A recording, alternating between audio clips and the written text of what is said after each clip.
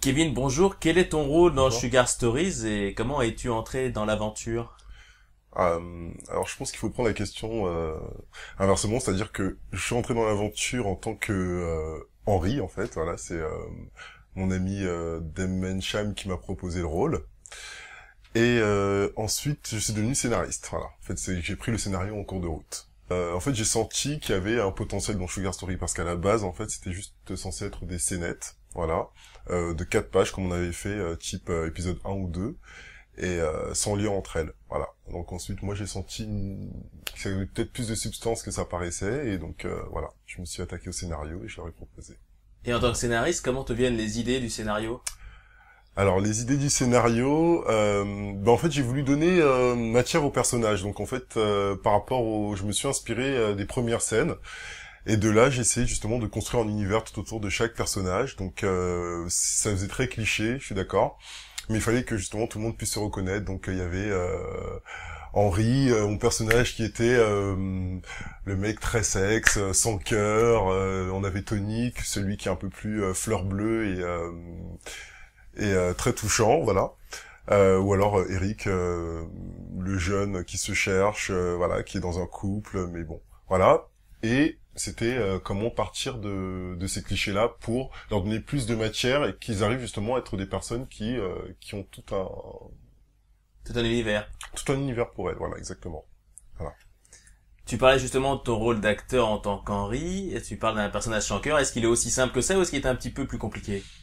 C'est un peu plus compliqué en fait. C'est marrant parce qu'on juge en fait souvent beaucoup les gens très vite. En fait. À la première approche, on se dit ah bah lui c'est un parfait salopard.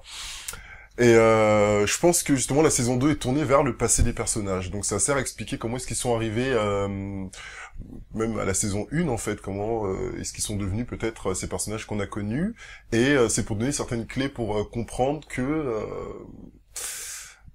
on a tous un passé, voilà, on a tous des expériences qui nous ont fait, qui nous ont affectés d'une certaine façon et voilà, qui nous ont fait devenir les personnes qu'on est aujourd'hui.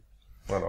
Au fil des tournages, vu que tu es très souvent présent, est-ce que tu as une anecdote à nous raconter, quelque chose dont tu te rappelles? Oui, en fait, lorsque j'ai écrit la scène, donc c'était la saison 1, c'était l'épisode 9, si je me souviens bien. En fait, c'est l'épisode où le personnage d'Eric découvre que son copain Didier le trompe à l'occasion d'un SMS, voilà, qu'il va fouiller dans son portable. Et en fait, en écrivant la scène, je me suis pas rendu compte, mais quand j'ai vu l'épisode, donc avec les images et en fait, c'était exactement une scène que moi j'avais vécue en fait avec mon ex.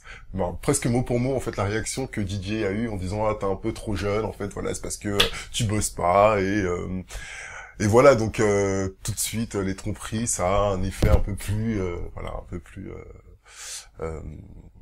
Plus fort. plus fort exactement et voilà tu dramatises exactement. Mais ça, je me suis rendu compte après coup. Donc c'est marrant de voir en fait à quel point en fait mes propres expériences m'ont souvent en fait influencé dans l'écriture en fait directement.